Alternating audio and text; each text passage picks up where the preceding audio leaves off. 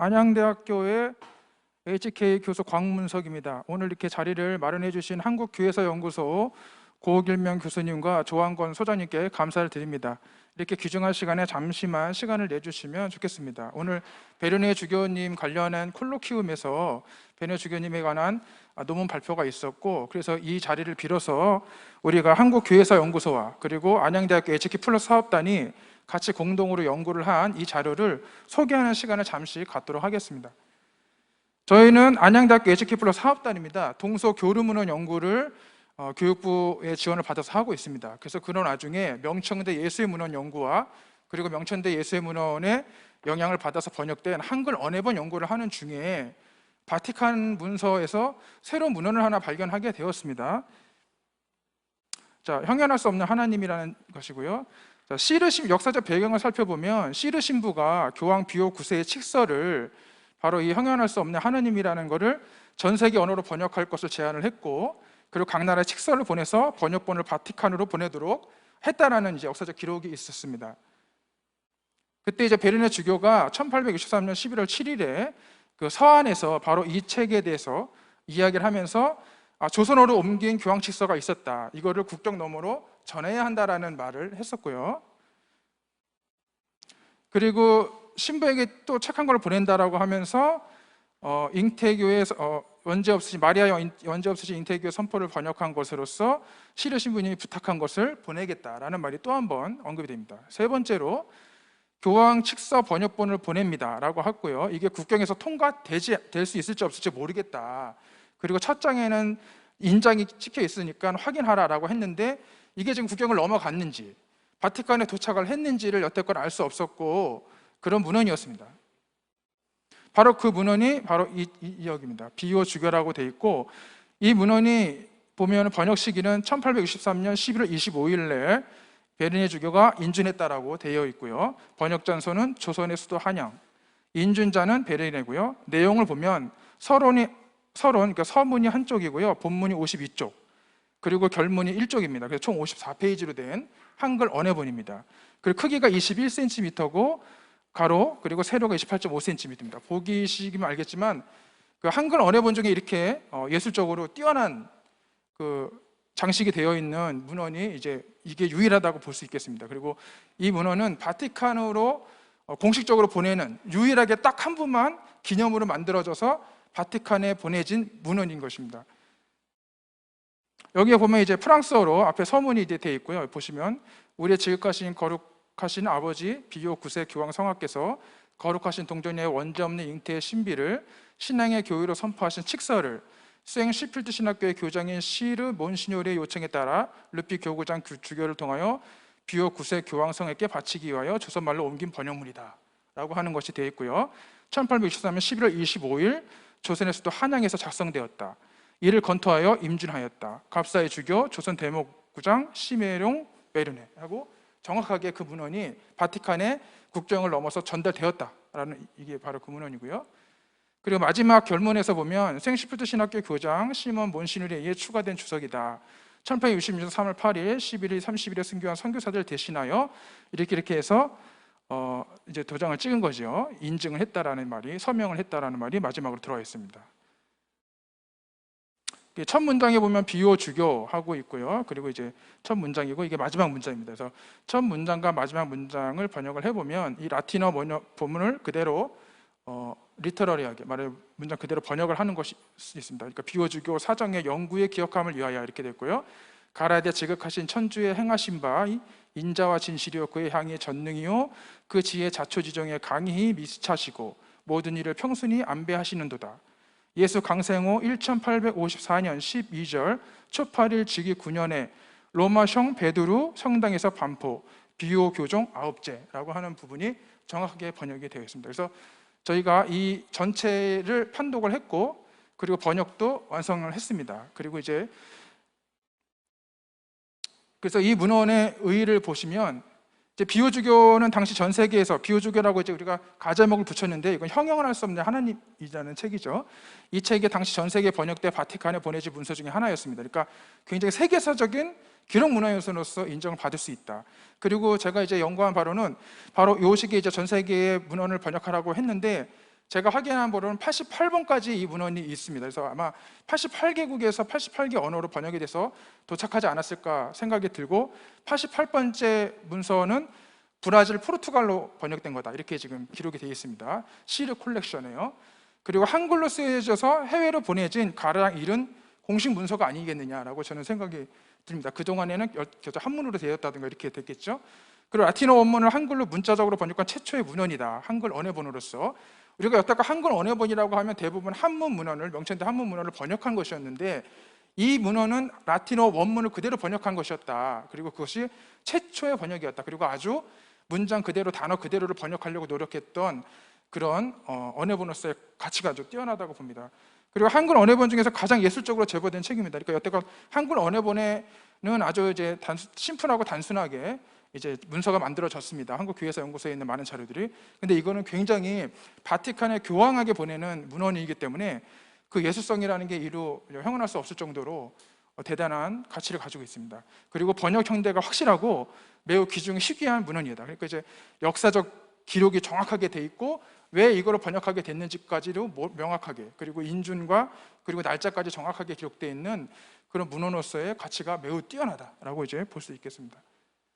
그리고 이래서 이제 이 비오주교에 관련한 책을 우리가 이제 공동으로 지금 한국교회사연구소와 지금 출판을 거의 이제 준비 중에 있습니다. 그래서 한국교회사연구소 소장님 조한건 신부님, 그리고 한국중앙연구원 조연범 선생님, 장로신학대학교 서원모, 안양대학교의 광문석 해서 학술대회를 조만간에 개최할 것이고, 그리고 출판을 조만간에 할 예정입니다. 그러니까 그때 학술대회를 통해서 좀 더 이 문헌에 대해서 자세하게 설명할 시간은 있을 것입니다. 그래서 앞으로 안양대학교 사업단하고 그리고 한국교회사연구소와 같이 이 문헌, 그리고 이후에 한글 언어본에 관한 연구를 지속적으로 하려고 합니다. 그러니까 여러분들의 많은 관심 부탁드리겠습니다. 이상입니다. 감사합니다. 이것으로 이번 심포지엄을 마치도록 하겠습니다. 감사합니다.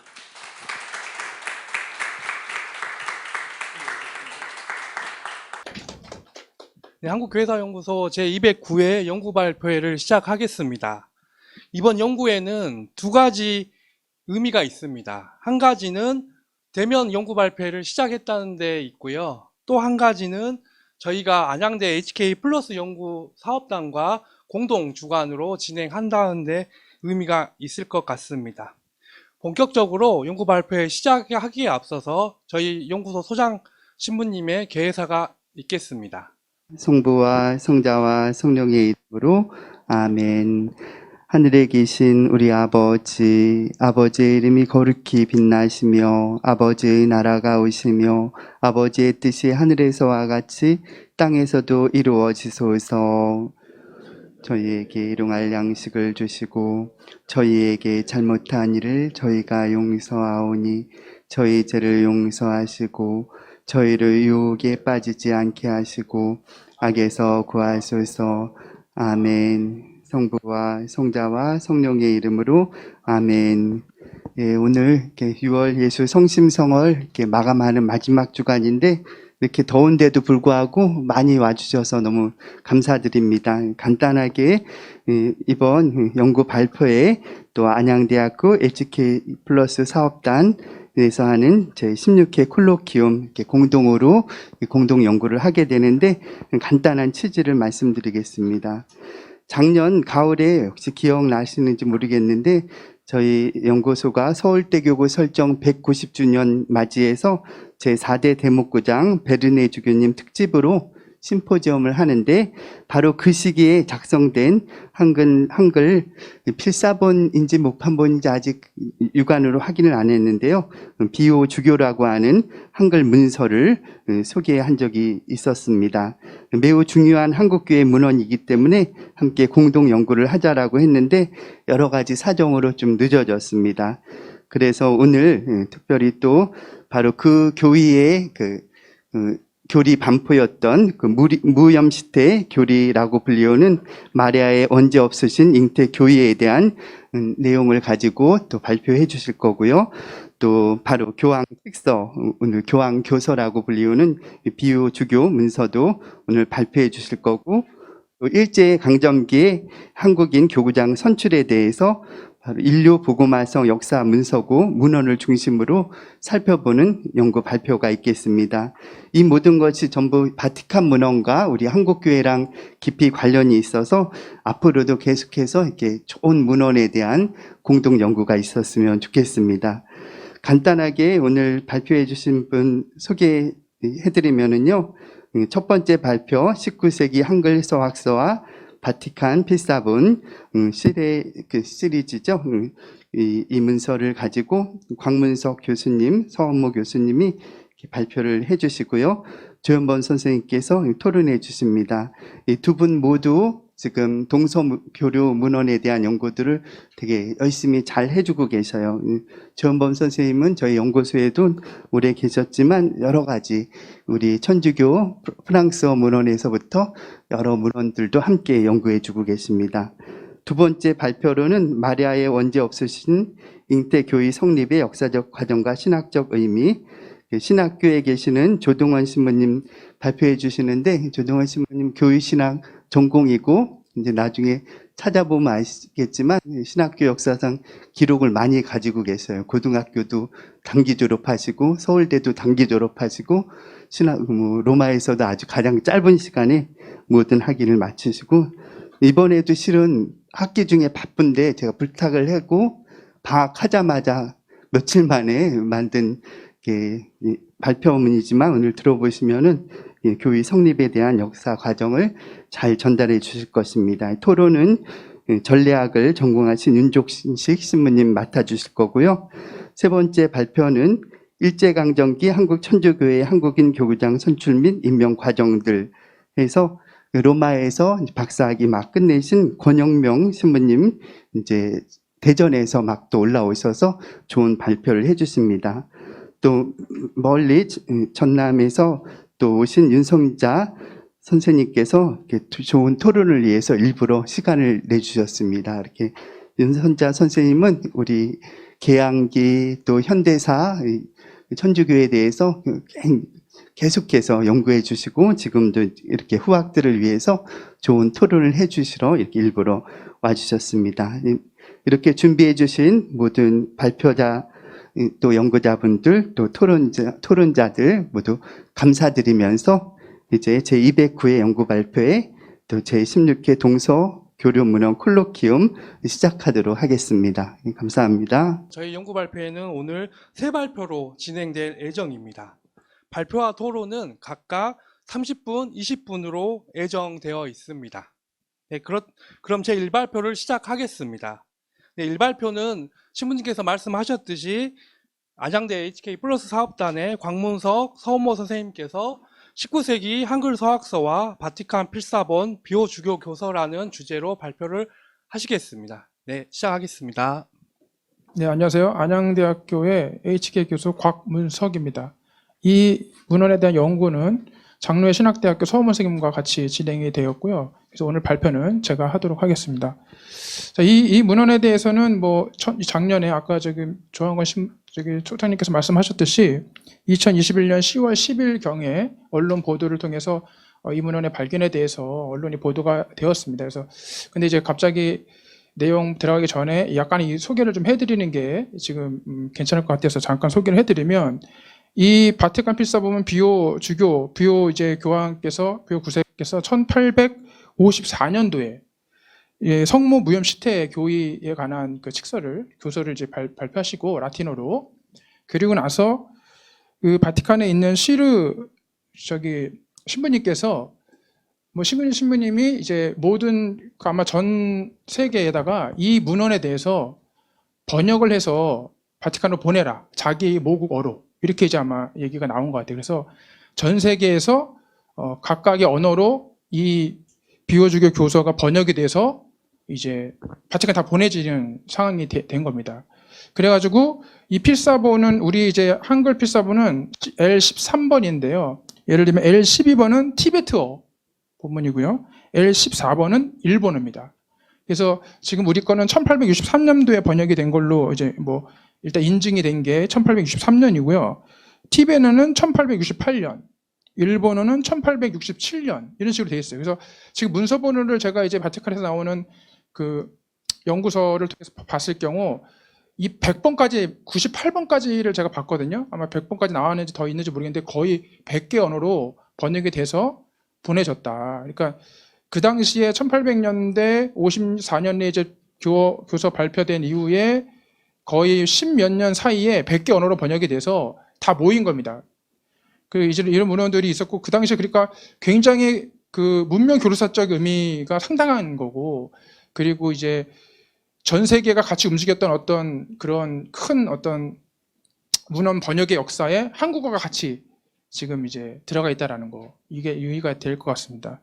그래서 저는 뭐 이 천주교 신학자는 아니고 그리고 뭐 이런 여기 전공자는 아니지만 우리 사업단에서 문명 교류사 그리고 명청대 예술문헌연구 그리고 명청대 예술문헌연구가 결국에는 한글 이제 옛 한글로 번역이 돼서 한글 서학서로서 이제 정립이 돼가는 과정을 연구하다가 이 문헌을 발견하게 되었고 이 문헌도 한글 서학서 중에 하나의 이제 그 중요한 문헌이라 생각해서 우리가 이거를 이제 연구하기 시작한 것입니다. 그래서 그렇다면 우리 연구 과정에 있어서 동서 교류 문헌 연구에 있어서 이 한글 이 필사본이 가진 의의가 무엇이냐 그리고 우리는 이 연구를 통해서 어떤 결과물이나 성과물들을 내려고 하는 것이냐를 이번에 설명드리는 그런 시간을 갖도록 하겠습니다.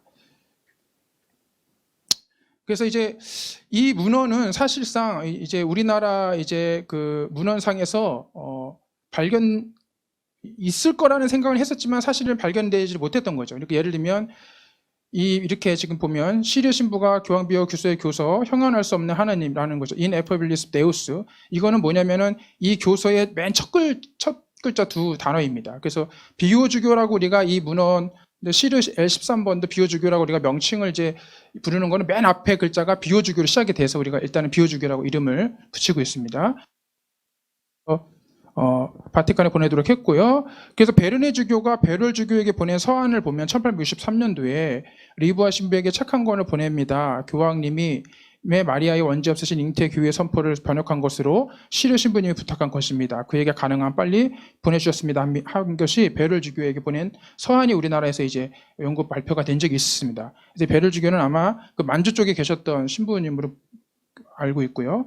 그 다음에 또 1863년도에 베르네 주교가 알브랑 신부님에게 보내는 서한이 또 이제 있죠. 그래서 시르 신부님이 요청하신 교환 직서 번역본을 보내드립니다. 만일 그것을 받지 못하신다면 책이 국경에서 통과되지 못했기 때문일 것입니다. 제 인장이 첫 페이지에 찍혀 있습니다. 그래서 베르네 주교가 자신의 인장에 찍힌 문헌이 보낼 테니까 바티칸까지 잘 전달이 되기를 원합니다라는 이제 이런 서신까지만 있었고 그동안에 이제 한국 교회사에서는 이게 진짜 보내졌는지 번역은 됐었는지 이제 실체는 확인하지 못했던 상황이었던 걸로 알고 있습니다. 그래서 이제 제가 어쨌든 우연찮게 발견해서 이게 바로 그 문헌입니다라고 이제 그 언론을 이제 통해서 이제 발표를 했던 것입니다. 이제 문헌을 보시면 이렇게 생겼습니다. 그래서 비오주교라고 맨 앞에 글자가 이제 번역 부분에서 비오주교라는 제목으로 맨 처음에 이제 들어가고요. 그리고 앞에 이제 인장이 있는 아까 베르네 주교가 내 인장이 있다라고 하는 부분이 바로 이제 앞에 서문에 이렇게 나와 있습니다. 그래서 이거는 정확하게 1863년도에 11월 25일 인준일이 적혀져 있는 이제 필사본이 되겠죠. 그리고 번역 장소는 조선의 수도 한양이라고 이제 프랑스어로 이렇게 써 있습니다. 그 인준자는 베르네 주교고요. 내용은 서론 1쪽에 나와 있고 그다음에 본문이 총 52쪽입니다. 그 In Effabilis Deus의 번역이죠. 그다음에 결문이 한쪽에 나와 있고 그래서 총 54페이지로 구성되어 있습니다. 보시면 알겠지만 굉장히 멋있습니다. 그리고 사실 우리 한글 문헌만 이렇게 보는 게 아니라 다른 티벳 문헌이나 이런 것도 보면 최고의 어떤 그 예술가들이 아마 같이 작업을 해서 책을 만들듯이 정말 바티칸에 보내는 유일한 보냈던 것 같습니다.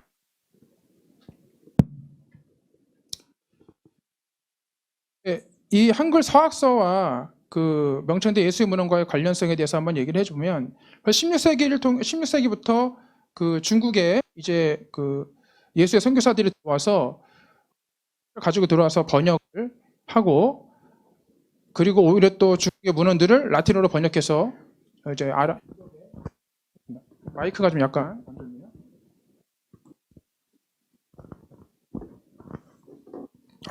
네.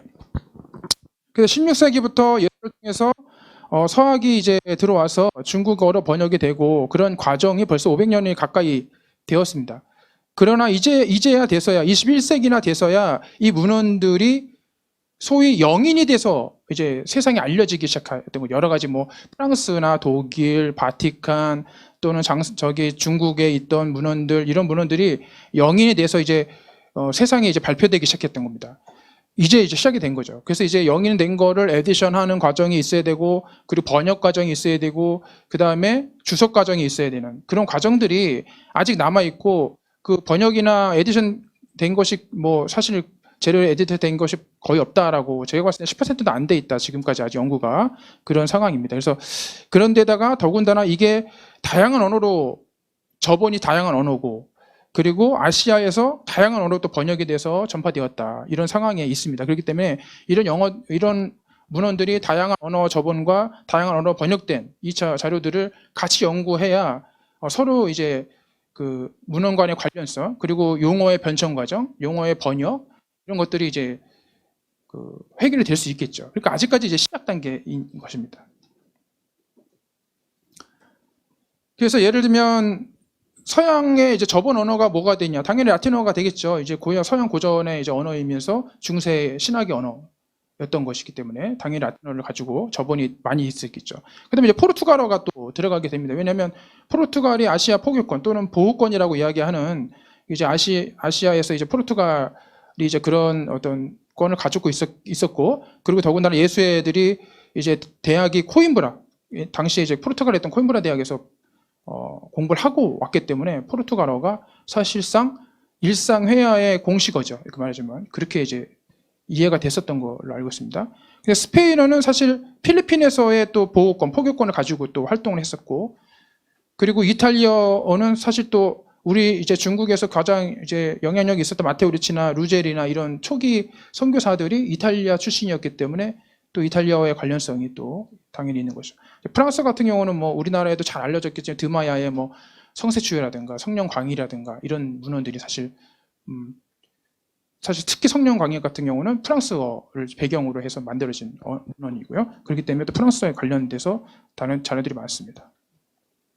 그래서 이 원천 자료들을 다시 동아시아에서 이제 번역이 시작됩니다. 그러니까 중국에서는 1584년대 루제리의 신편천주실록을 시작으로 이제 번역이 되고 있고, 1603년도에 마테오 리치의 천주시리가 이제 번역이 되면서 중국어로의 이제 번역 과정이 시작이 되는 것이고요. 만주어는 또 이제 청나라의 언어였기 때문에 이제 만주어 본 천주시리나 만물진언, 뭐 천신회가나 이런 것들이 있고, 그런 것들이 이제 번역이 돼서 이제 있었던 거죠. 그래서 만주어본에 대한 연구도 사실 서학서에서 굉장히 우리 중국어 문헌보다 더 많이 안 돼 있는 상황이 있습니다. 그래서 만주어 이런 연구가 또 필요한 거고요. 또 필리핀에서 아까 얘기했지만 필리핀에 이제 선교권이 있었기 때문에 필리핀에서도 따갈로그어로 번역이 되기도 했습니다. 그래서 1593년도에 굉장히 이른 시기죠. 이런 시기에 벌써 필리핀어로도 뭐 이제 번역서가 있었고, 베트남어가 또 굉장히 중요합니다. 1651년도에 벌써 베트남어 루스티니아는 이제 포르투갈어고요. 라틴어 사전이 만들어졌습니다. 그뿐만이 아니라 1600년도에 굉장히 많은 문헌들이 번역이 됐는데, 사실 베트남어는 한자 문화권입니다. 그래서 그 한학이 굉장히 발전돼 있었고 한문을 썼었고, 베트남 자체적으로 한문을 통해서 문헌들이 상당히 많은 문헌들이 번역이 돼서 한문 문헌이 남아 있는데, 사실 이제 중문과 쪽이나 이제 그 한학 하시는 분들한테 물어봤더니 또 봤더니 이게 한문이 또 그 한문이 좀 다르다. 중국에서 알고 있는 고전 한문하고 또 다르다. 베트남의 이제 자체적인 어떤 한문 서학의 어떤 그 전통이 있는 것 같습니다. 이것도 이제 새롭게 우리가 번역을 해야 되는 상황이고, 베트남어 같은 경우는 사실상 이 사전을 보면 베트남어로 막 우리가 알고 있는 베트남어 좀 이상한 그 알파벳 이렇게 써 있잖아요. 그러나 사실은 그게 잘 연구해 보면은 다 한문의 음역입니다. 그래서 이제 그 한문의 음역을 연구해 보면 결국 명청대 예수에서 만들어진 그 한문 용어가 라틴어에 이제 그대로 다 들어가 있는 거죠. 오히려 제가 봤을 때는 그 우리 같은 경우는 천신이라는 말을 이제 안 쓰지 않습니까? 천사라고 말을 바꿨는데, 옛날에는 이제 안겔루스가 천사라고 이제 명청대 초기에는 번역이 됐고, 근데 사실 베트남에서 이 사전을 보면 천신으로 되어 있습니다. 그런데 지금도 현대 베트남어 사전을 보면 천신으로 되어 있어요. 기자 한문을 안 쓰였을 뿐이에요. 그 라틴어 아니 그 베트남의 그 음가형으로 써있기 때문에 우리가 그걸 모르는 것뿐이죠. 그러니까 오히려 베트남의 현대 용어에 오히려 명천대 예술 문헌에 용어가 더 많이 남아 있을 가능성이 높다. 우리가 여태 그거에 대한 연구를 안 했기 때문에 모르는 것뿐이죠. 그리고 일본어도 이제 1595년도에 라틴어, 루스티니안, 포르투갈어, 제페너 사전들이 만들어지고 이제 여러 가지 사전들이 일본에서 굉장히 많이 만들어진 상황이 있었습니다. 한국어는 이제 18세기부터 이제 본격적으로 막 번역이 됐던 것 같아요. 굉장히 많은 옛한글 서학서 자료들이 남아 있고 주교의지부터 선교 저우료부터 해가지고 상당히 많은 자료들이 남아 있는데 전 세계의 사람들은 사실은 잘 모릅니다. 이런 문헌들이 명천대 예술문헌과 어떤 연관이 있는지 우리가 사실상 잘 연구해서 세계에 소개하지 못했다 여태껏 이런 이제 과정이 있겠습니다. 그러면 이제 우리가 이제 오늘 비오주교 교서 같은 경우는 라틴어에서 이제 한글로 넘어온 거니까 일단 라틴어의 중심으로 한번 우리가 연구 과정을 어떤 식으로 처리하면 될 것이냐 한번 보겠습니다. 그 라틴어에서 중국어로 번역 1차 자료는 첫 번째로 아까 얘기했지만 루제리의 신편천주실록 여기 있습니다. 이게 이제 루제리가 먼저 라틴어로 이렇게 중국에 관한 중국의 이제 중국인을 위해서 쓴 이제 교리서를 라틴어로 써가지고 바티칸에 일단 인주를 받고 그리고 그걸 바탕으로 신편천주실록이라는 이제 한문으로 번역을 하는 과정을 이제 거친 거죠. 그래서 요 라틴어 원전 문헌이 있고 한문 번역이 있습니다. 그러니까 이것이 먼저 제일 처음으로 번역이 된 거기 때문에 이 문헌부터 사실 연구가 돼야지. 그 다음에 이제 이걸 바탕으로 해서 천주시리가 이제 만들어지게 되는 거니까 천주시리 연구는 하기 전에 루제리 걸 먼저 연구를 해야 된다라고 하는 것이고요.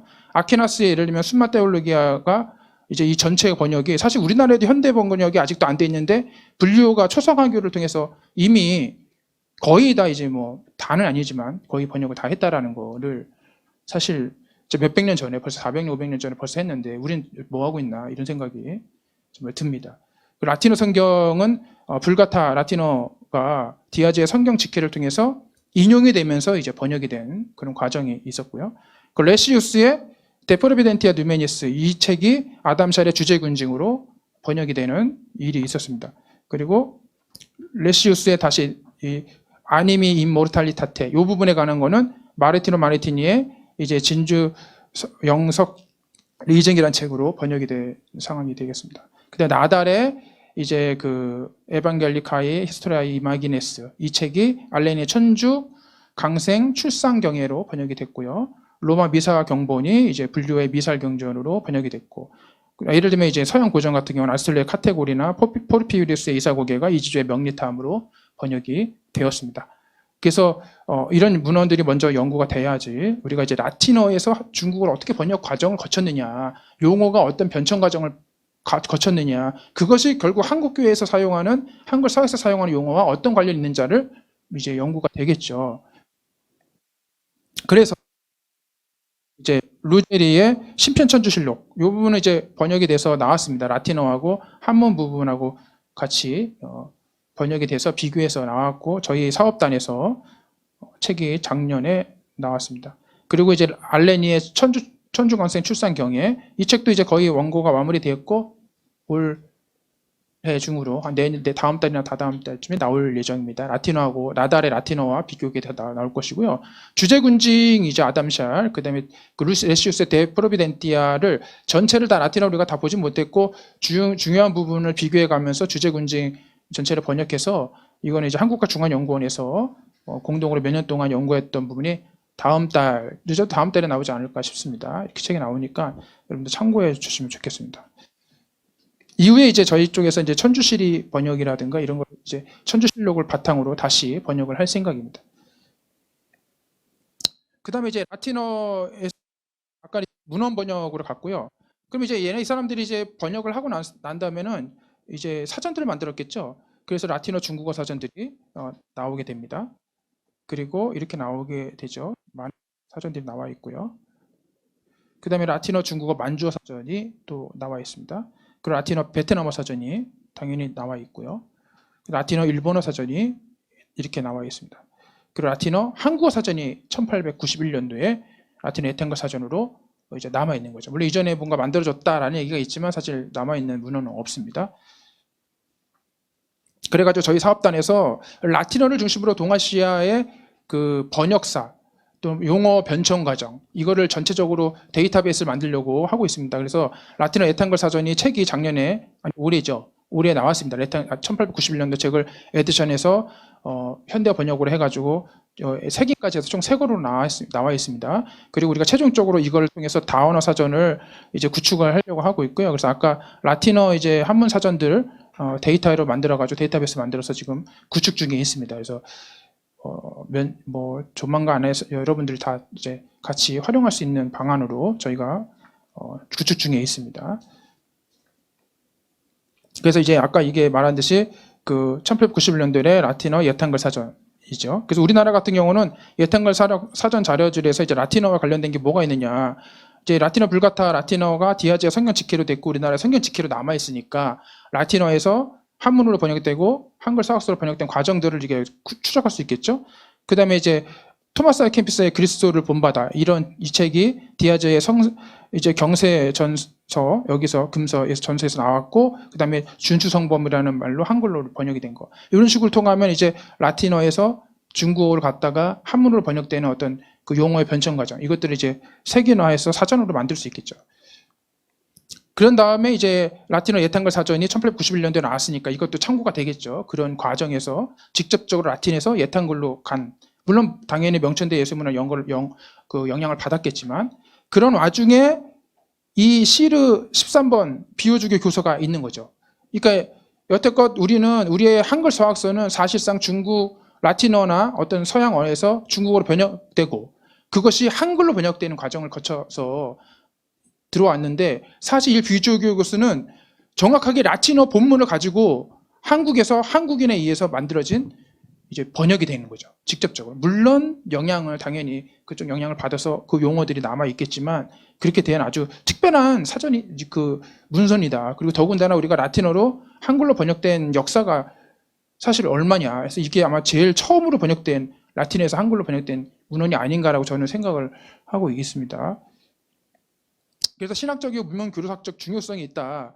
아까도 말씀드렸듯이 전 세계에서 100여 개 이상의 언어가 번역되는 그 과정 안에서 우리가 한글이 같이 들어가 있는. 그래서 나중에는 아마 이런 문헌도 전체가 다 비교돼서 용어 정리가 되고 이런 것들이 굉장히 문명교류학적인 중요성이 있을 것이라 보고요. 직접 한글로 번역된 가장 이른 시기. 인준연대가 또 명확합니다. 1863년이라고 되어 있기 때문에 다른 한글 서학서가 사실 그 번역 연대가 정확하지가 않아요. 그래서 이게 도대체 언제 누가 한 거냐라고 하는 그런 문헌들이 이제 문제가 있는데 이 부분이 1863년도가 정확하게 그 기준점을 설정해 주기 때문에 이 문헌과 전후를 통해서 어떻게 그 예탄글의 어떤 변천 과정이 있는지를 확인해 줄 수 있는 중요한 문헌이 아니냐 저는 이렇게 생각을 하고 있습니다. 그래서 우리 사업단에서 이렇게 이제 번역을 했습니다. 보시면 맨 왼편에 있는 부분이 이제 원문 필사본이고 그다음에 그거를 이제 에디션해서 하고 그다음에 라틴어 이 부분에 대한 라틴어 부분 그리고 요거를 한글 이제 그 현대 한글로 번역을 하고 번역은 이제 기본적으로 예탄글의 기본으로 가고 거기서 그 우리가 이거의 기본적인 원어는 이 내용이 뭐냐를 이제 따지기 전에 명청대 예수의 문헌과의 관련성을 우리가 추적하는 과정이기 때문에 그 한문을 디스템 찾아가지고 넣어서 명천대 문헌과 연결성을 찾고자 하는 과정을 거쳤습니다. 이런 식으로 이제 전체 과정을 다 번역을 했고요. 라틴어하고 비교해서 번역까지 완성이 되었습니다. 그래가지고 이제 문장에 관련된 부분을 같이 연결시켜 주는 거죠. 라틴어와 옛한글, 현대 한글 번역. 이렇게 이제 다 모든 문장을 다 이렇게 만들었습니다. 다 만들어서 결국엔 여기서 사전 작업을 이제 우리가 별도로 한 거죠. 1891년도에 라틴어 옛한글 사전이 있었던 거와 같이 우리가 1863년도에 이 문헌을 가지고 사전을 만드는 겁니다. 저희가. 그래서 이렇게 아까 그 부분만 해서 이렇게 보면 라틴어 옛한글 사전에서 사전을 작업 만들어서 이런 식으로 사전을 만들어서 제가 이제 만들어 봤습니다. 그래서 시르 13번에서 이제 있고 그다음에 라틴어 옛한글 사전과는 어떤 차이가 있는지 이렇게 해서 비교해 보면은 뭐 라틴어 옛한글 사전에 없는 용어들도 여기서 나오는 거죠. 그래서 라틴어 옛한글 사전에 표제어가 9,310개 정도가 나왔거든요. 근데 제가 이제 이거 라틴어 옛한글 사전 말고 이 시르 주교 이제 비유주교 교서를 가지고 이렇게 용어 정리를 해봤는 경우가 1,800개가 나옵니다. 그래서 같이 비교를 해주면 라틴어 옛한글, 그러니까 19세기의 라틴어 옛한글 사전이 새롭게 구성이 되는 거죠. 더군다나 더 중요한 건 뭐냐면 1891년도 사전은 예문이 없이 나오는 거죠. 그러나 이 1800개의 용어는 예문까지 같이 나오는 중요한 아주 그 사전이 되겠습니다. 그러니까 언제 누가 이 용어를 이렇게 번역했다.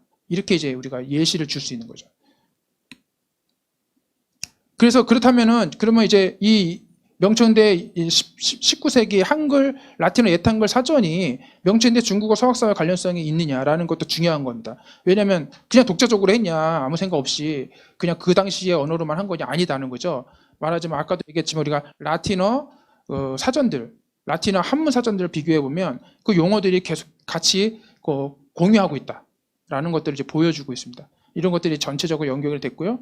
이제 우리가 아마 라틴어 옛한글과 라중 대사전, 곤잘베스의 라중 대사 이런 것들은 우리가 이미 논문을 발표했습니다. 그 관련성에 대해서 이번에 이제 시르주교의 이 필사본 이 부분도 분명히 같이 연결성이 있다라고 해서 이렇게 그 예시만 제가 보여드리겠습니다. 이렇게 연결되어 있는 거죠. 그래서 만약에 이런 식으로 간다 그러면 우리가 사전 작업을까지 가는 게 우리가 목표입니다. 그래서 전체적으로 명청대 예수의 용어 사전 정리다. 그러면 이제 뭐 라틴어에서 시작돼서 중국어로 간 다음에 중국에서 옛한글로 가고 또 일본에는 어떻게 돼 있고 만주에는 어떻게 돼 있고 그죠?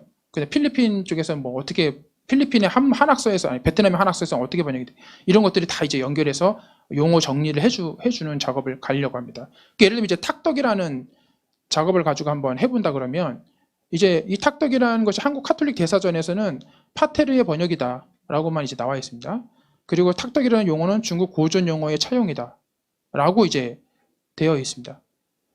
그리고 이제 한국 카톨릭 용어 사전에 보면 라틴어 플레스비테트의 번역이다라고만 되어 있는 거고요.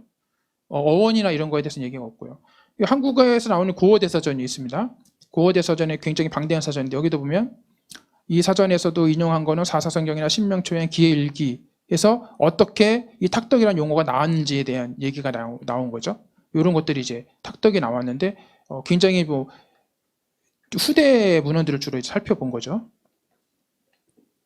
그리고 이제 필사본 고어대사전 있죠. 15세기부터 20세기 초까지 각종 한글 필사본을 대상으로 한 부분에서는 탁덕은 표제어 자체가 없습니다. 그리고 이제 중조대사전 이것도 15세기, 20세기 언해본 번역본에 나타나는 한자 한어 조사를 한 거죠. 탁덕은 표제에 없습니다. 예를 들면 그러니까 현대 참고 장애료들은 탁덕의 기원이나 라틴어와 중국어의 관련성이 분명하고 용해가 굉장히 제한적이라는 거죠. 그러니까 제가 얘기하려고 하는 건 뭐냐면 우리가 그리스도교죠. 천주교 기독교에서 18세기부터 시작해서 19세기, 20세기 초까지 굉장히 많은 종교 관련해서 번역이 이루어졌는데 서학서가 들어와서 사실상 국문학과에서는 이거에 대한 연구가 없다. 그리고 국문학 쪽에서 나오는 사전들은 사실 이 용어들을 채택해서 사전에 참고하지 못했다. 왜냐? 아니 우리가 연구를 안 한 거죠. 천주교도 그렇고 기독교도 그렇고 연구를 안 했어요. 아무도. 그러니까 이쪽에서 참고해서 볼 수가 없는 거죠. 왜냐하면 이 사람들은 이건 서학서를 가지고 가서 번역되는 또 역사적 과정이 있고 또 중국어와 연결된 과정이 있기 때문에 굉장히 복잡합니다. 그리고 종교적 용어이기 때문에 종교를 또 알아야 돼요. 성경도 알아야 되고 신학도 알아야 되고 그런 과정에서 필사본이 어떻게 번역된 거를 과정을 연구를 해줘야 됩니다. 신학교가 연구를 해줘야 되는데 그 연구를 아무도 안 한 거예요. 그렇기 때문에 국문학자들이 갑자기 모여가지고 이걸 가지고 용어를 만들어서 사전을 만들지 못하는 거죠. 그러니까 탁덕이라는 중요한 용어 자체가 사전에서 빠져 있다라는 거죠. 그게 현시계를 이제 말해주는 겁니다. 우리가 얼마나 연구가 지금 안 돼 있느냐. 그리고 이게 사실상 이 시기에 가장 한국어가 굉장히 많은 번역을 했을 뿐만 아니라 많은 자료들이 있고 그리고 이 용어가 우리가 현재 사용하는 용어에 굉장히 많은 영향을 미쳤다라는 거는 당연한 거 아니겠어요? 근데 그런 연구를 안 해놨기 때문에 사전에서 빠져 있는 거죠. 그러니까 17세기 사전, 18세기 사전, 19세기 사전, 국어 사전이 있지만 우리가 지금 여기 한국 교회사 연구소가 가지고 있는 많은 그 한글 필사본에 대한 용어는 다 빠져 있다라고 봐야 됩니다. 그래서 국문학자들이 연구를 할 때 어떤 결론이 나오냐? 이제 연구를 한번 해봤더니 한국에 있는 한자어를 연구해봤더니 자꾸 일본하고 비슷해지는 거예요. 그리고 왜냐하면 일제 강점기를 거쳐가지고 우리가 한자 영향을 받아가지고 우리 국어가 그 영향을 받아서 지금 우리가 사용하는 거다. 이렇게밖에 결론을 안 내요. 못 내리죠. 그러면 왜요? 덮어요. 연구를 안 하는 거죠. 이거 해보니까 이거 일본한테 영향을 받았네. 그런데 그 영향은 사실 일제강점기의 문제인 거예요. 그 전에, 그 시기 전에 이 구한문부터 18세기부터 번역된 이 연구를 안 한 거야. 그렇기 때문에 이 연구를 빼고 갑자기 일제강점기 그 시기만 보니까 다 일본하고 비슷해 보이니까 그 연구가 그렇게 되는 겁니다. 그러니까 우리가 이 연구를 해줘야 우리 국어, 국문화, 그리고 우리 국어 사전이 제대로 된 사전이 나오는 것이고, 우리의 국어 사전에 또 문제가 뭐냐. 용어, 용례가 아주 부족하고, 더군다나 이 용어가 언제부터 사용되느냐. 이것도 연구가 안 돼요. 결국에는 다 가면 여기서부터 시작되는 겁니다. 18세기 교회사 자료들, 거기서부터 시작되는 용어들이에요. 그런 용어들을 밝혀낼 수가 없기 때문에 다 이건 일본에서 받은 것 같고, 이게 도대체 누가 먼저 이걸 번역을 이렇게 했는지, 이거에 대해서 아무런 그 사전이 그런 역할을 안 해주고 있는 거죠. 우리나라 사전이. 이게 얼마나 참 안타까운 일입니까? 그러니까 이걸 통탄해야 될 일이다. 그래서 만약에 우리가 사전을 만든다, 탁턱에 대한 사전을 만든다 그러면 사케르도테스의 음역이다. 이거는. 그래서 살책이 탁덕에서 나온 거다. 마테리치에서.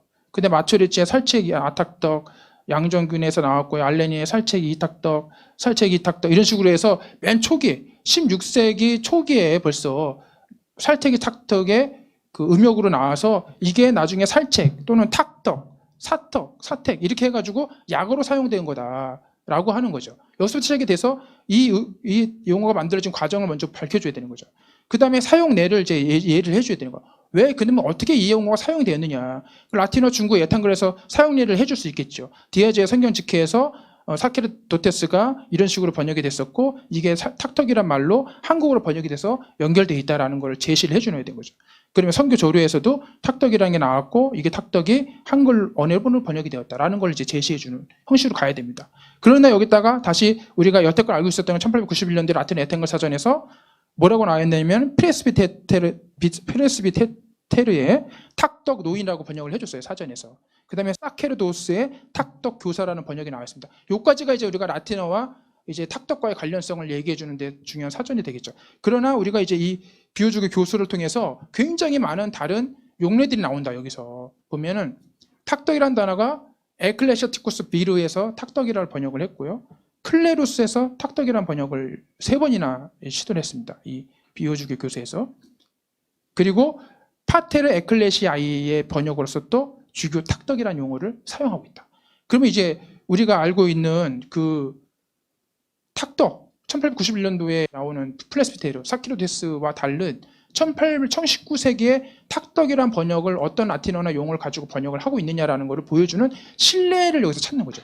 그리고 기존에 우리가 탁덕이라는 거를만 가지고 연구를 한다 그러면 사실 마테오 리치나 맨 처음에 초기에 했던 중국에서 번역 거기를 벗어나지 못할 가능성이 높아요.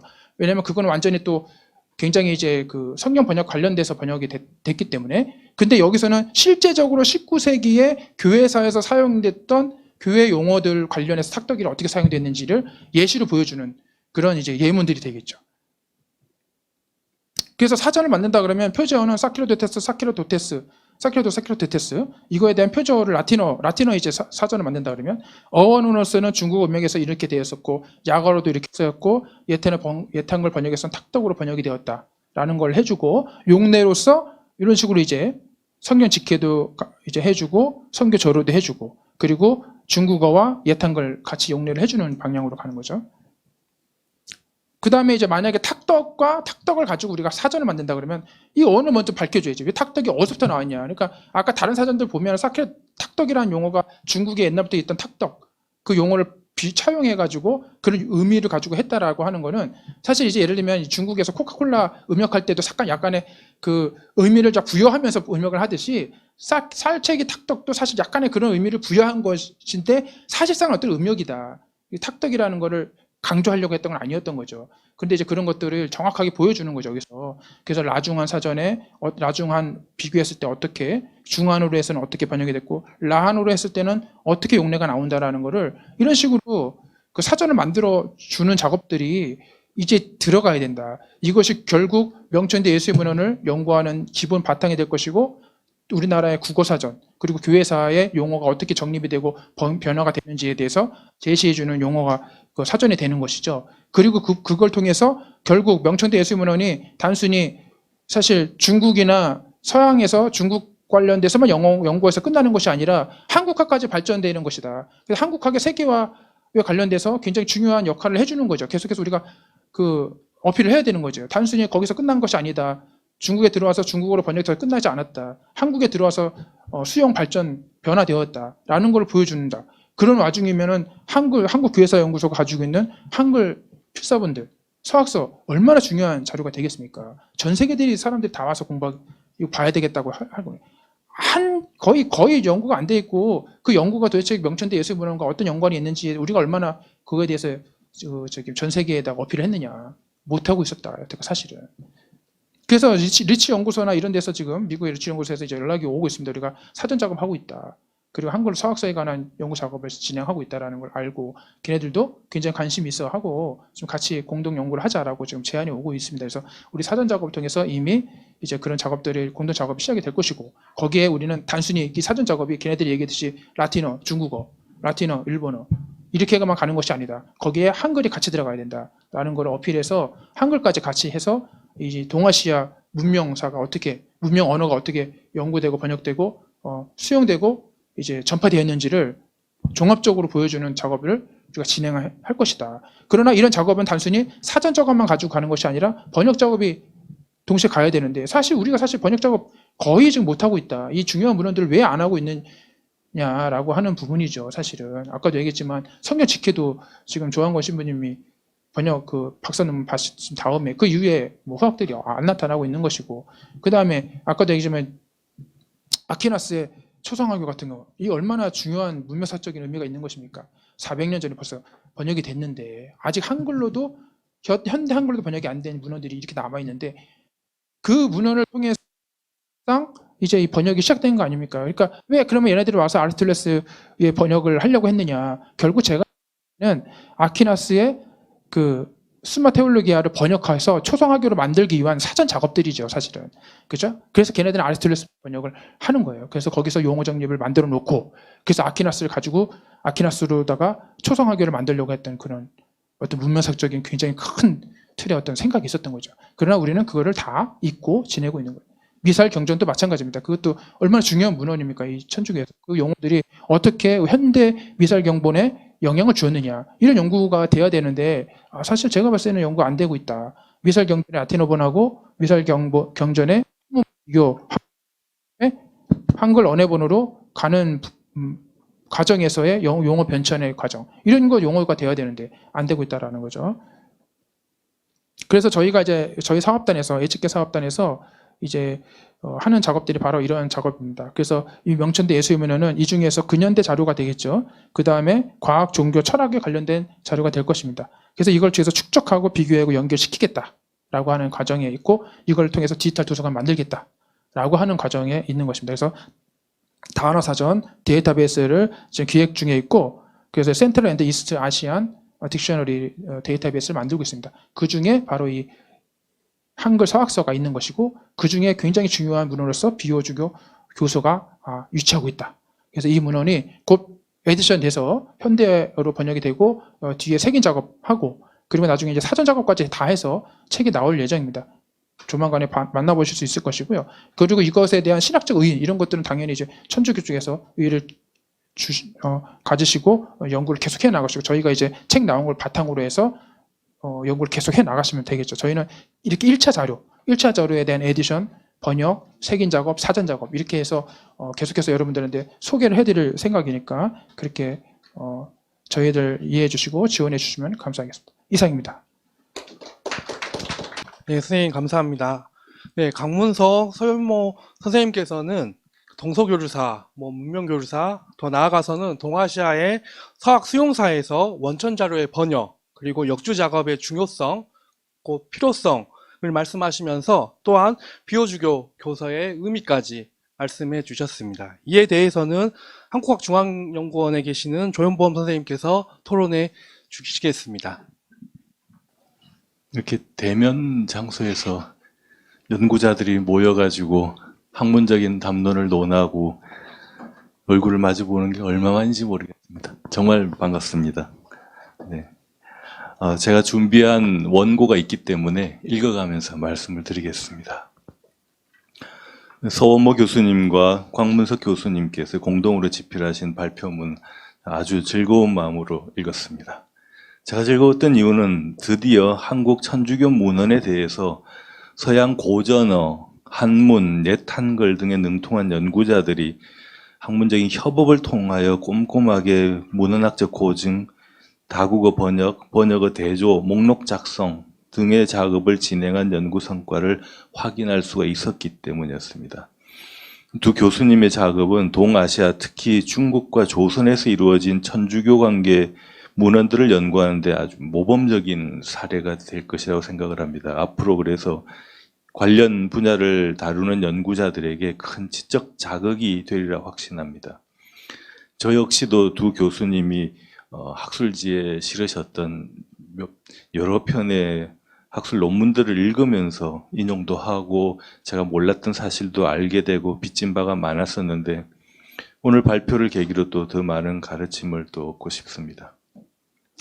오늘 발표는 크게 세 가지 내용으로 구성이 되어 있습니다. 첫 번째는 동아시아 천주교 문헌 연구의 총론에 해당하는 부분입니다. 즉, 두 교수님께서는 16세기부터 예수의 선교사들이 동아시아에서 간행한 문헌들을 연구하려면 라틴어, 스페인어, 포르투갈어, 이탈리아어, 프랑스어 등으로 된 원천 자료와의 대조, 그리고 이를 바탕으로 한 번역, 주해 작업이 이루어져야 된다. 이런 점을 밝혀주셨습니다. 그러면서 지금까지 두 교수님이 연구하셨던 각종 서양어 문헌이나 관련 한문 서적의 관계를 잘 정리해서 보여주셨습니다. 여기서 제가 주목했던 것은 두 교수님이 원본이라는 표현을 쓰지 않으시고 원천이라는 표현을, 오리지널보다는 폰스 정도겠죠, 말씀하신 게 아주 인상적이었습니다. 아마 저도 여기 충분히 공감하는 부분입니다만 서양어 문헌과 동양어 문헌, 즉 라틴어 한문, 라틴어 한글, 이것이 원본과 번역본으로 1:1 대응 관계를 이루지 않는 경우가 많기 때문일 것입니다. 즉 특정한 서양어 문헌을 그대로 옮겨서 동양어 문헌이 성립한 것은 아니라는 말인 거죠.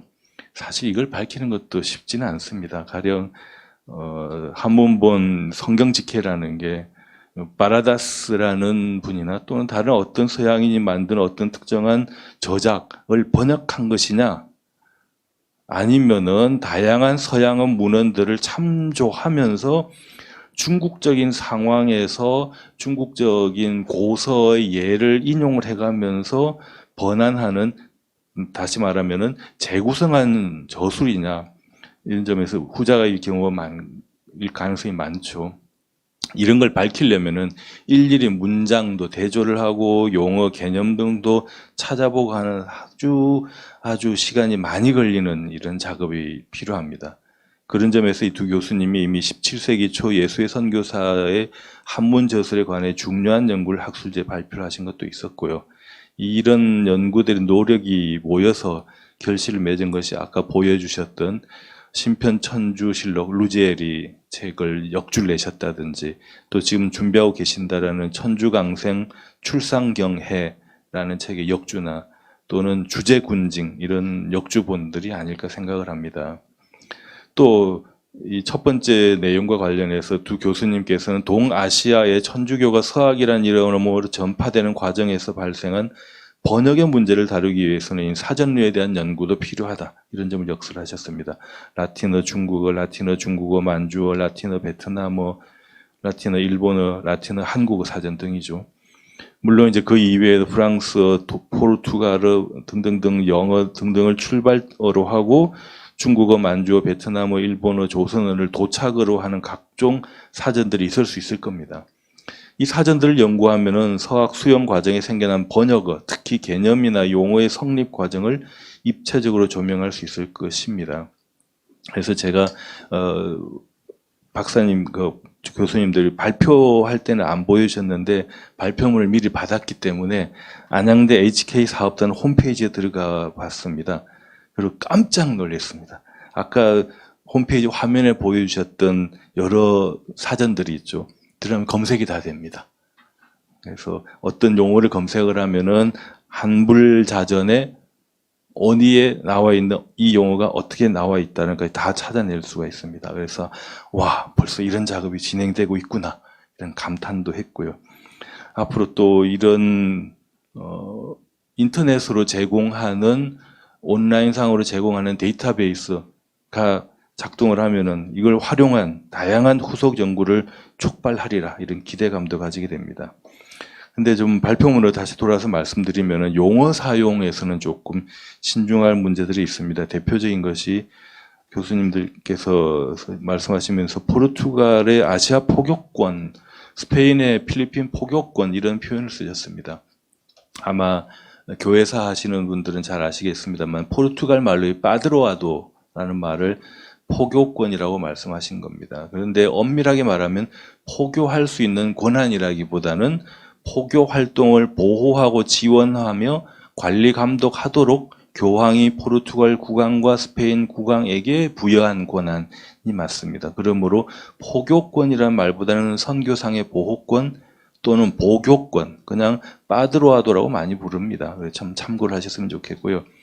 근데 조금 더 한 가지 더 들어간다면은 이 서양어 원천 자료를 검토할 때 포르투갈어나 스페인어로 된 문헌을 검토해야 되는 이유가 이 두 나라 국왕이 교황으로부터 받았던 빠드로아도 때문만은 또 아니라고 생각을 합니다. 물론 그것 때문에 아시아 지역에 포르투갈 선교사가 들어갔고 아메리카, 필리핀에 스페인 선교사가 들어간 것은 사실이긴 합니다. 이와 더불어서 해당 지역에서 활동한 선교회가 어디였는지, 선교 단체에 대한 좀 세밀한 이해가 필요합니다. 가령 16세기, 17세기에 예수의 비중이 막강하긴 했지만 이미 필리핀에는 스페인 도미니칸들이 활동을 하고 있었고요. 실제로 이 필리핀에서 활동하던 스페인 도미니칸들 중에 몇 사람이 복권으로 진출을 하죠. 모랄레스라는 분이. 이 사람이 보니까 중국 남방에서의 제사는 이거 완전히 우상 숭배다. 그래서 북경에서 예수의 선교사들이 본 건 전혀 다른 걸 본 거죠. 그래서 바로 중국 의례 논쟁이 벌어졌던 거죠. 또 이 포교 성성에서 그리고 중국에는 포르투갈 국왕의 허락을 받고 들어간 다른 선교회들도 있습니다. 프란치스칸, 도미니칸, 아우스티니안 등도 있었고요. 또 포교 성성에서는 파리 외방전교회를 또 지시해서 들어가기도 합니다. 그래서 이들이 예수의 선교사들이 만든 문헌들을 참조를 하긴 하지만 독자적으로, 자체적으로도 만든 것들이 많이 있습니다. 가령 조선 천주교의 전례에 대해서 많이 읽혔다는 이 성교 전료 같은 문헌은 1705년에 나왔는데 필리핀에서 중국 남쪽 복건 지방으로 진출했던 아우구스티노회의 오르티스 신부가 쓴 겁니다. 그래서 예수의 입장과는 다르게 조상 제사와 중국인의 민간 신앙을 이단, 이때 용어는 이단입니다만 라틴어로는 수페르스티치오입니다. 요즘은 그 미신이라고 번역을 하죠. 이 당시에는 이단이라고 번역을 합니다. 이 바람에 큰 사달이 벌어지기도 합니다. 동아시아에서 이단이란 말은 양주 묵적, 그러니까 성리학에서 볼 때 이게 말도 안 되는 건데 우리를 이단이라고? 이런 것들이 중국인을 경노하게 만든 일이 있었던 거죠. 뭐 이걸 지목해서 금지하는 내용들이 들어 있었습니다. 이런 걸 보면은 예수회와는 다른 선교의 것들이 여러 가지 있었기 때문에 이 문헌들을 볼 때 좀 세밀한 결을 봐야 된다, 이런 말씀이고요. 1838년에 라틴어 안나무 사전, 아까도 나온 거죠. 장루이 따베르 같은 분은 파리 외방전교회 소속이고 코친차이나 대목구장으로 활동한 분입니다. 그래서 동아시아 천주교 문헌의 형성 과정을 다룰 때는 예수회, 도미니코회, 프란치스코회, 아우구스티노회, 파리 외방전교회 등 여러 선교회들의 영향을 함께 고려해 주시면 좋을 것 같습니다. 두 번, 제가 너무 많은 시간을 썼나요? 조금 빨리 하겠습니다. 둘째 내용은 특별히 베르네 주교님 재임기에 만들어졌던 교황칙서 언해본에 대한 고찰입니다. 이 시르라는 분은 생슬피스 신학교 교장 신부였습니다. 몬시뇨르였습니다. 이분이 아마 교황청에다가 전 세계 선교지로부터 이 칙서의 언해본, 아니 각국어 번역본을 다 받아서 소장하자는 제안을 바티칸에 했던 모양입니다. 그래서 이 시르라는 번호를 붙여가지고 명명을 했습니다. 그리고 이에 대해서 두 교수님께서 의의도 잘 설명을 해주셨고요. 저는 뭐 완전히 동의를 합니다. 정확한 지적이라고 생각을 하고요. 그래서 여기에 대해서 이의를 제기할 생각은 전혀 없습니다. 또 특별히 오늘 발표에서 번역문들을 잘 대조해 보여주셨습니다. 그래서 표제를 추출하고 라틴어 원문, 비오주교, 교서, 옛한글 사전 표제와 비교하는 작업도 실시를 해주셨습니다. 그래서 이 예시를 통해서 보면은 두 교수님께서 현재 필사본 전체를 편집하고 번역을 하셨고 또 이 라틴어 본문과 비교하는 작업도 거의 완성이 된 것으로 보여집니다.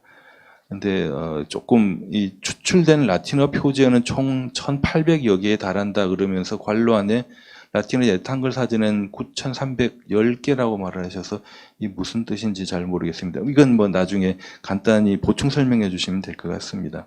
아무튼 대단한 작업임에 분명합니다. 앞으로 이런 식의 작업이 축적이 되면은 박해 시대 조선 천주교에서 사용하던 교회 용어들이 어디에서 유래한 번역인지를 판별하는 데 많은 도움을 줄 것이라고 생각을 합니다. 이렇게 이제 비오주교 교수에 대한 연구에서 문헌학적 또는 어휘론적인 분석이 중대한 영역을 차지하는 건 분명하죠. 그래서 특히 두 교수님의 작업이 데이터베이스 구축이라는 방향으로 진행이 된다면 앞으로 중요한 연구의 이정표가 될 것이기도 하고요. 근데 제가 생각한 몇 가지 좀 부가적인 말씀을 드리자면은 기초적인 어휘 연구를 좀 더 확장하면 어떻겠는가. 즉 다양한 결로 구성이 되어 있는 여러 맥락들이 이 텍스트에 들어 있습니다. 텍스트 바깥에 또 존재하죠. 텍스트 자체가 있고 텍스트가 담겨 있는 콘텍스트가 또 있죠. 조선 교회라는 콘텍스트도 있고 조선에서 로마까지 이 문헌이 이동하는 과정도 있고 이 텍스트가 담겨 있는 보편교회 전체의 맥락도 있겠습니다. 그래서 이런 것들을 동시문적으로 확장해 나가면은 다양한 연구 주제가 가능하지 않을까 생각을 합니다. 그래서 이 교의 성립의 문제는 다음번에 조동훈 교수님, 신부님께서 발표하실 것이기 때문에 그건 빼고요. 제가 이제 궁금했고 앞으로 좀 해보면 어떨까 제안 드리고 싶은 거는 이 텍스트의 물질적인 차원에 대한 겁니다. 아까 보셨다시피 이게 축척으로 보면 한 A4 사이즈보다 약간 좀 큰 사이즈입니다. 가운데 붉은 칸을 그려놓고 거기에다 세로로 옛한글로 글씨를 쓰죠. 붓글씨입니다. 테두리에는 꽃그림과 나비 그림이 장식이 들어 있습니다. 그리고 이것을 실로 묶고 천을 대서 재본을 합니다. 대단히 정형화된 틀을 갖춘 문서입니다. 이 불라 자체가.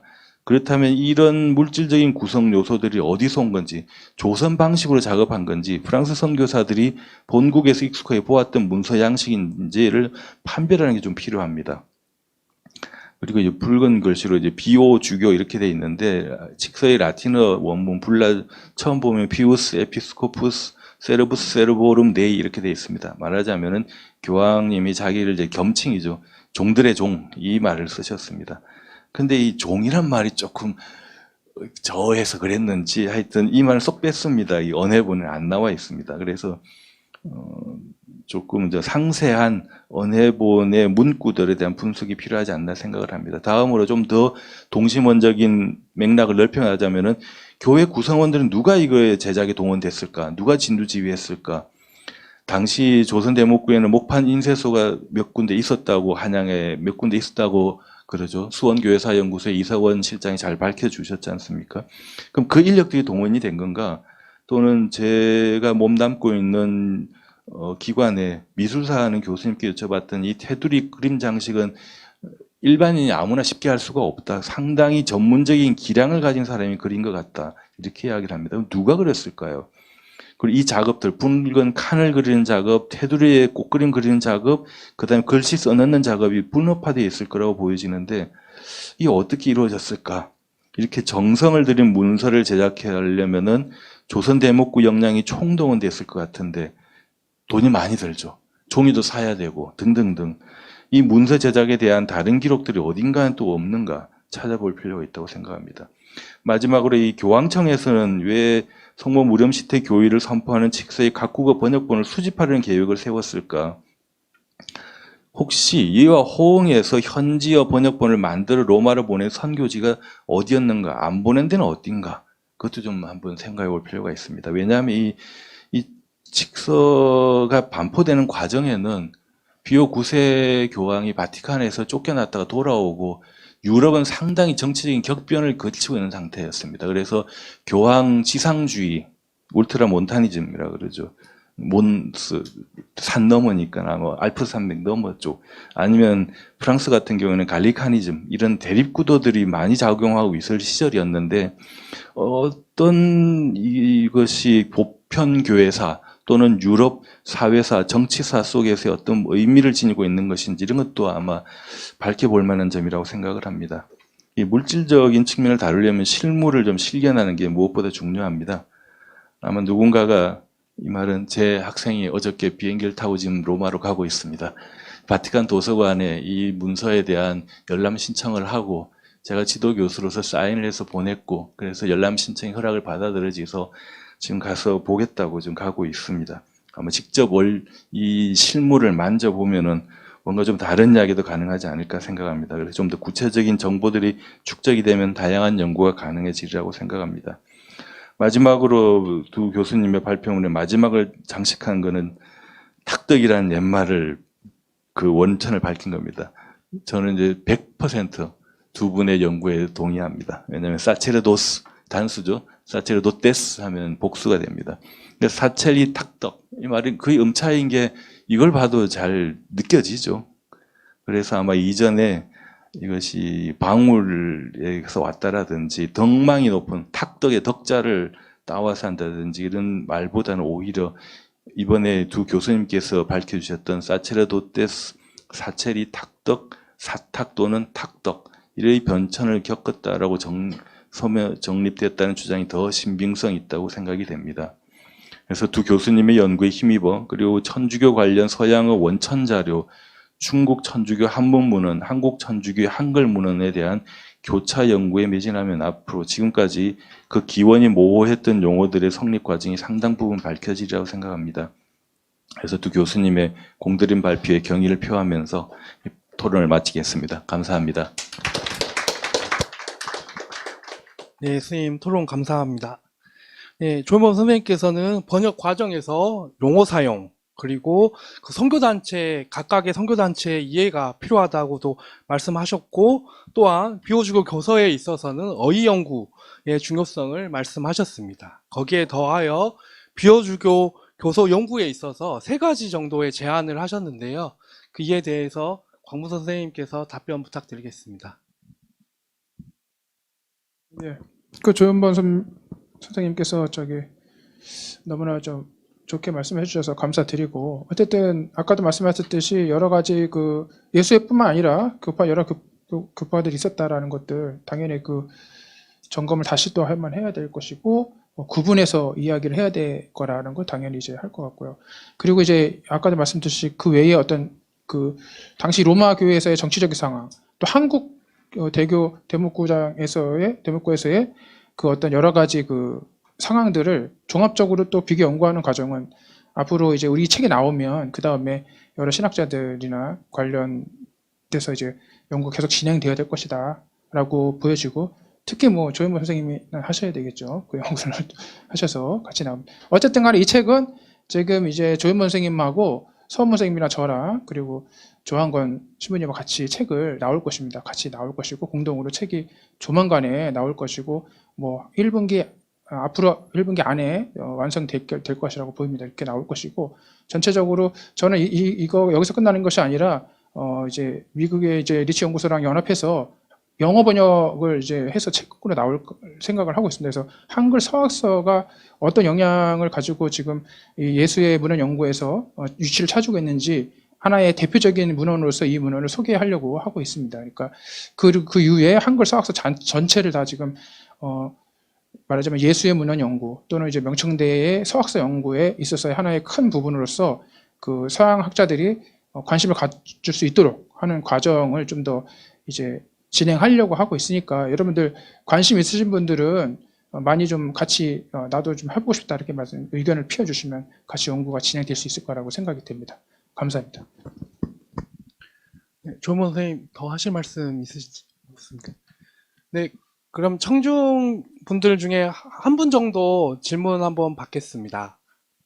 네, 마이크 좀.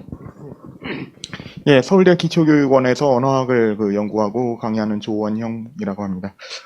이 바로 그 뭐 국문학 이야기 하셨는데 제가 바로 그 당사자입니다. 예, 그래서 그 연구를 저도 이제 천주교 문헌 연구했던 사람이고 앞으로 연구 함께 잘 할 수 있었으면 좋겠습니다. 이 탁덕에 대해서는 저도 언어학자의 입장에서 볼 때 아주 탁월한 그런 발견이라고 생각하고 저도 거기에 전적으로 동의합니다. 이런 거 말고 혹시 다른 그 음차 그 어휘들이 혹시 발견하신 것 중에 또 있는지 몇 개 더 좀 그 소개를 해주시면 이 감사하겠습니다. 탁덕은 사실상 물어보면은 웬만한 사람들 다 알아요. 천주교 공부를 하셨던 분들은 예, 알겠습니다. 예, 그 탁덕 말고 예, 맞아요. 그 다른 그 음차 어휘들 예. 탁덕이야 뭐 다 알려진 거니까 그렇죠, 그렇고 그렇죠. 다른 예. 것들. 그러니까 예. 이제 그런 어휘들이 우리가 신편 천주실록부터 시작해가지고 우리가 연구를 해서 이제 지금 신편 천주실록은 한문본하고 라틴어본하고 한문본 비교해서 이제 번역해서 위주로 책이 나왔지 않습니까? 약간 주석 약간 달고 다음에 이제 올해에 하나의 계획하는 거 뭐냐면 이거를 라틴어와 한문을 비교해서 용어 정리를 해서 책으로 나올 생각을 하고 있어요. 그러니까 이제 올해 나올 겁니다. 신편 천주실록.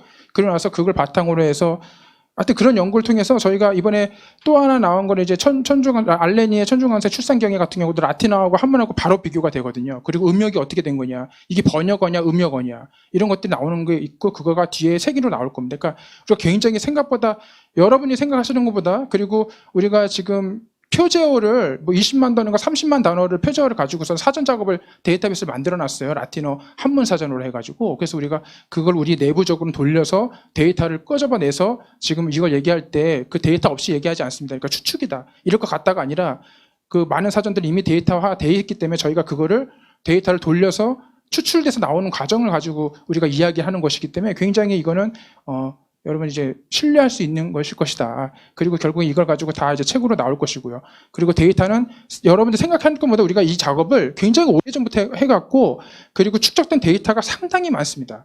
근데 우리가 출판을 안 했을 뿐이지. 그 번역된 것도 엄청 많고.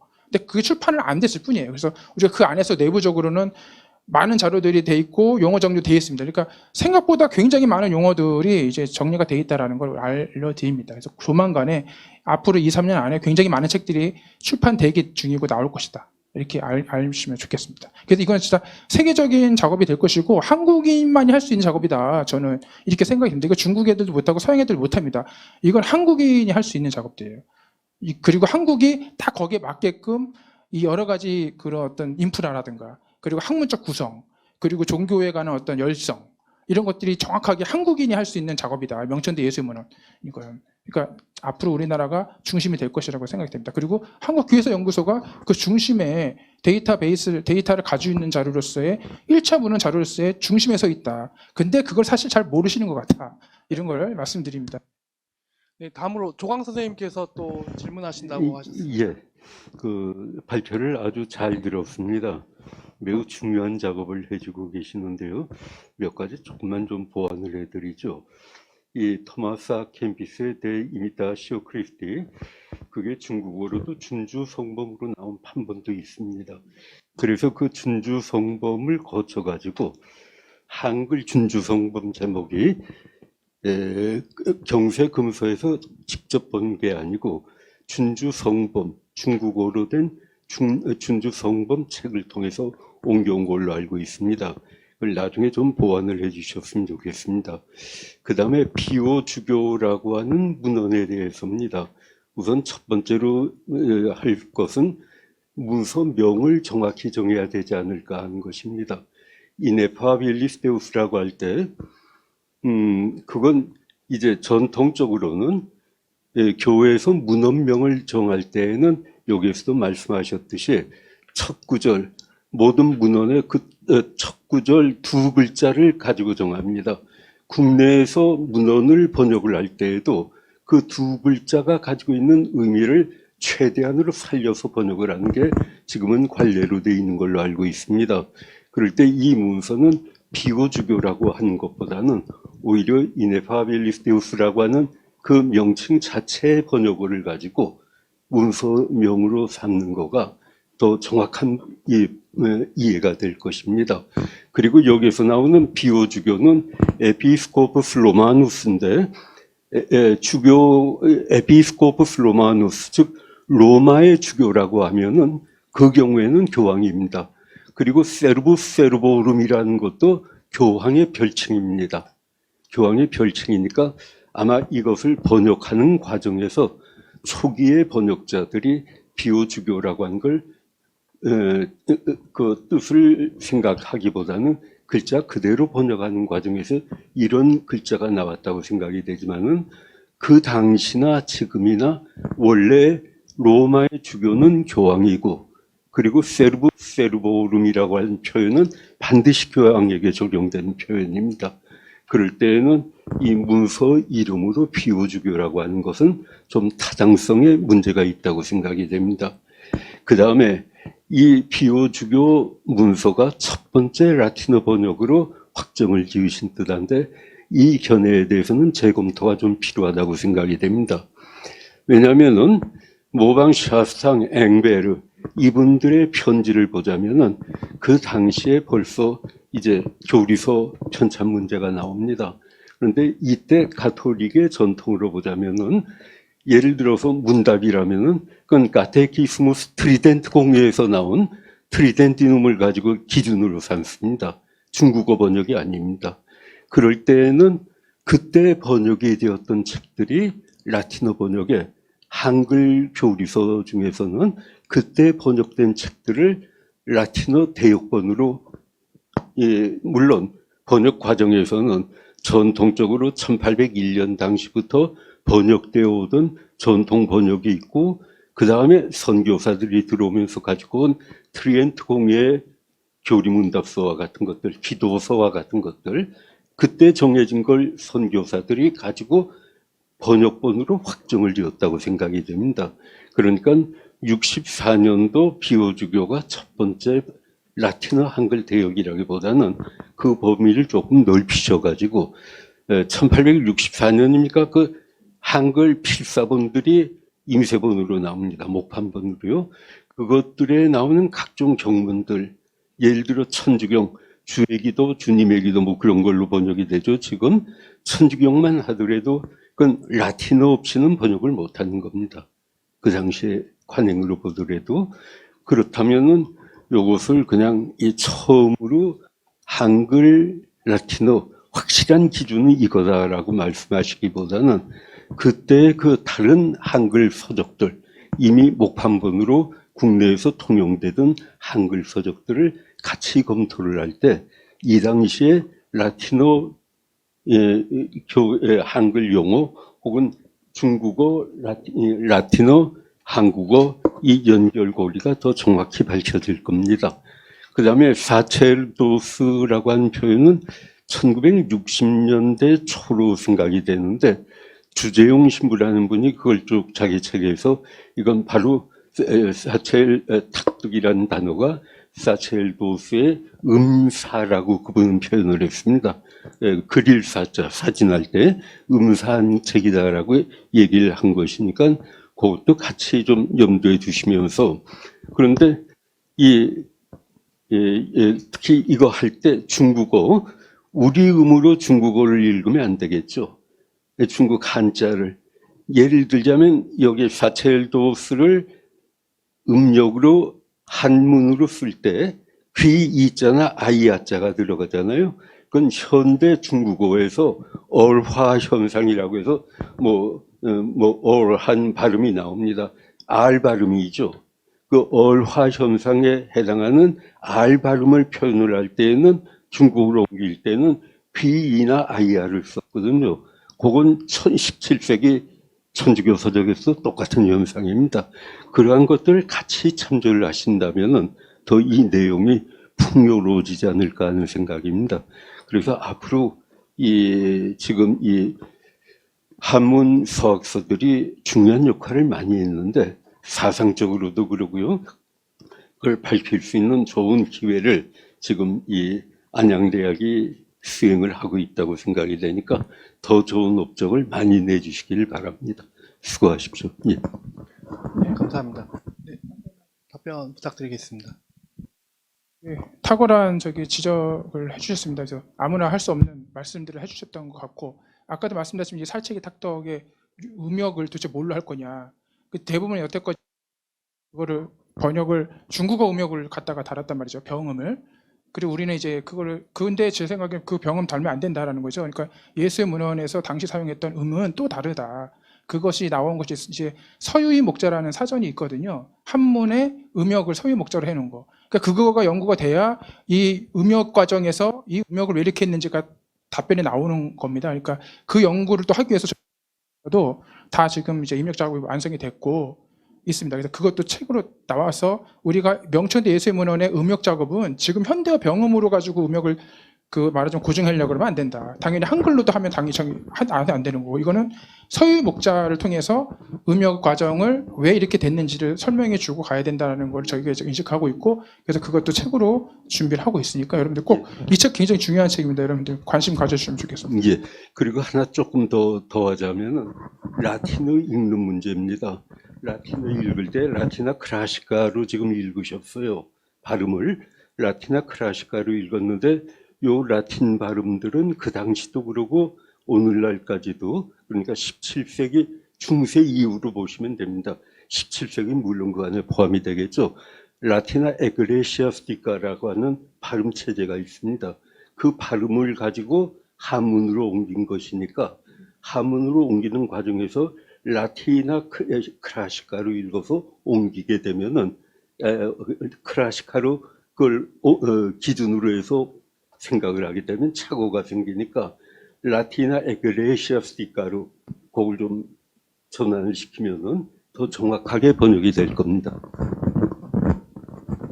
지금 그 조광 선생님 말씀을 예를 들면은 곽 교수님은 사케르도스라고 했고 저는 사체르도스라고 했고 이게 제가 하는 게 라티나 스콜라스티카 에클레시아스티카라고 한 거, 이거 클라시카 발음을 하셨던 겁니다. 사첼리 탁득했기 때문에 아마 구개음화가 적용이 된 이 발음을 옮겼던 걸로 봐야 되니까 사체르도스라고 표기를 하면 좀 더 그 음가나 번역을 이야기할 때 편하지 않을까라는 말씀이신 것 같아서 제가 보충 설명했습니다. 그렇기 때문에 네, 선생님 감사합니다. 네, 이것으로 제 일발표는 마치겠습니다.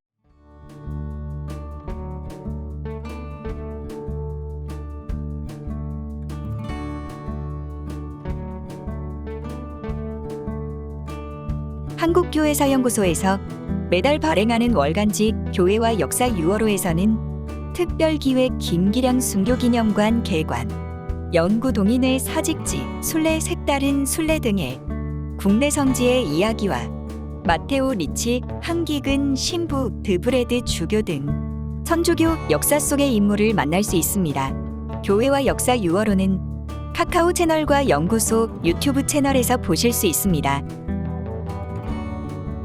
한국교회사연구소에서 발행하는 월간지 교회와 역사 구독 신청은 전화 02-756-1691 내선 1번으로 연락 주시기 바랍니다. 연구소 후원회에 대한 안내입니다. 이 땅에 천주교가 전래되어 오늘에 이르기까지 한국 천주교회에 빛나는 역사적 전통을 바르게 밝히는 데 진력하는 한국교회사연구소에서 여러분의 후원을 기다립니다. 후원 계좌는 안내되는 내용을 참조해 주시기 바랍니다. 예금주는 재단법인 한국교회사연구소입니다. 정기후원 문의는 한국교회사연구소로 연락해 주세요. 전화번호는 02-756-1691 내선 1번입니다.